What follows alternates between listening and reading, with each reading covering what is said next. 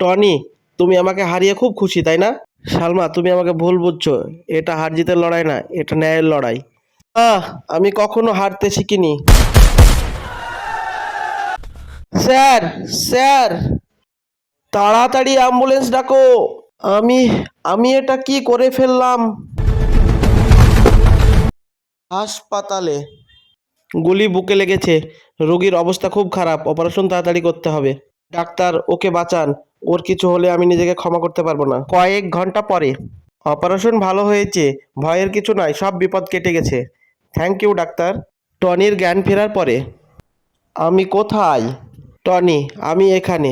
আমাকে মাফ করে দাও, আমি রাগের মাথায় ভুল করে ফেলেছি। তুমি কেন এমন করলে?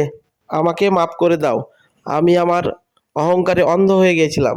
একজন উকিলের কাজ অপরাধীকে ধরানো, সত্যের পথে দাঁড়ানো। আমি শুধু জিততে চেয়েছিলাম। জয় শুধু আদালতে হয় না, জয় হয় ন্যায়ের পথেও। কয়েকদিন পর আদালতে। সালমা খান, আপনি একজন পুলিশ অফিসারকে গুলি করেছিলেন। আপনি কি আপনার অপরাধ স্বীকার করছেন?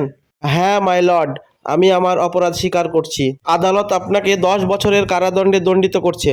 কয়েক মাস পর জেলে। টনি, তুমি এখানে কেন এসেছো? তোমাকে দেখতে এসেছি। এত কিছুর পরেও? ভুল সবাই করে। আমি আমার অহংকারের জন্য সবকিছু হারিয়ে ফেলেছি। না, তুমি এখনো সবকিছু হারাওনি। কি আছে আমার? নতুন করে সবকিছু শুরু করার। তুমি কি সত্যিই আমাকে ক্ষমা করেছো? হ্যাঁ সালমা, কারণ আমি তোমাকে আজও ভালোবাসি। আমি এই ভুলের জন্য সারা জীবন অনুতপ্ত থাকব। যখন তুমি বের হবে তখন নতুন জীবন শুরু করো। তুমি ততদিন অপেক্ষা করবে আমার জন্য?